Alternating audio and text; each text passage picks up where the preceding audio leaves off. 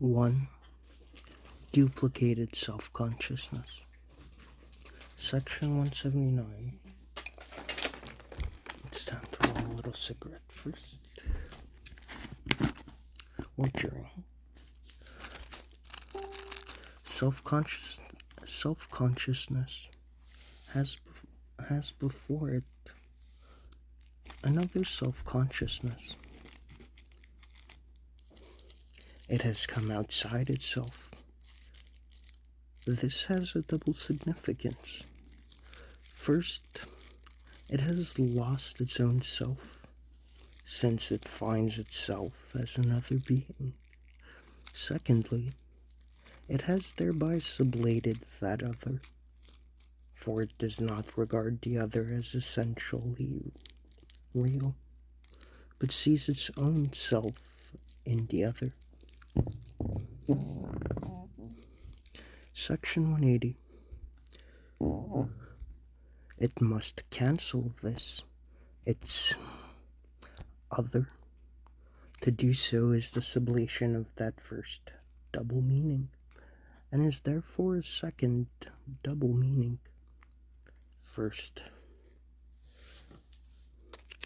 it must set itself to sublate the other independent being in order thereby to become certain of itself as true being.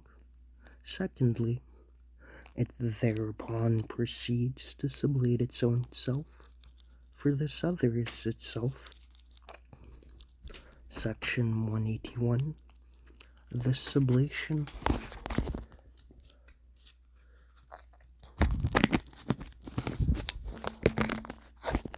in a double sense is at the same time a return in a double sense into itself.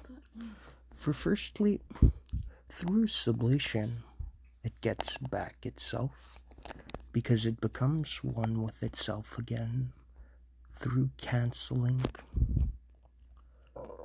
through the cancelling of its otherness. But secondly, it likewise gives otherness back again to the other's self-consciousness, for it was aware of being in the other. It cancels this, its own being in the other, and thus lets the other again go free. Section 182. This process of self-consciousness in relation to another self-consciousness has in this manner been represented as the action of one alone. But this action on the part of the one has itself the double significance of being at once its own action and the action of that other as well. For the other is likewise independent, shut up within itself, and there is nothing in it which is not there through itself. The first does not have the object before it, only in the passive form characteristic primarily of the object of desire, but as an object existing independently for itself, over which therefore it has no power to do anything for its own behalf, if that object does not per se do what the first does to it. The process then is absolutely the double process of both self-consciousnesses.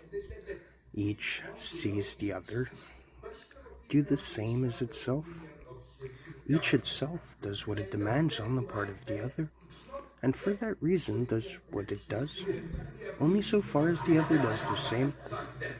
Action from one side would be useless, because what is to happen can only be brought about by means of both. Section 183. Section 183. The action has then a double entente, not only in the sense that it is an act done to itself as well as to the other, but also in the sense that the act simplicité is the act of the one as well as of the other, regardless of their distinction. Section 184. In this movement, we see the process repeated which came before us as the play of forces.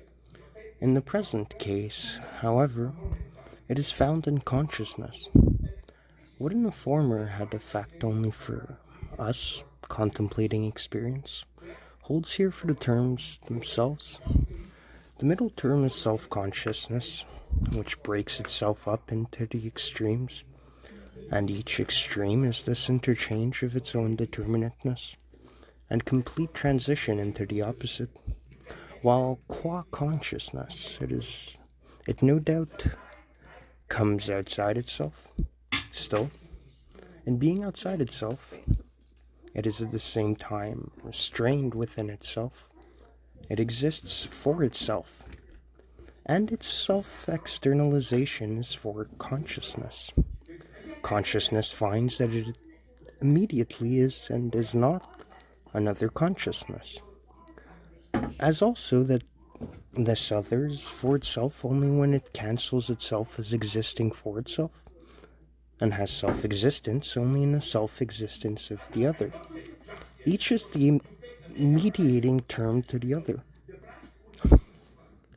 through which each mediates and unites itself with itself, and each is to itself and to the other an immediate self-existing reality, which at the same time exists thus for itself only through this mediation.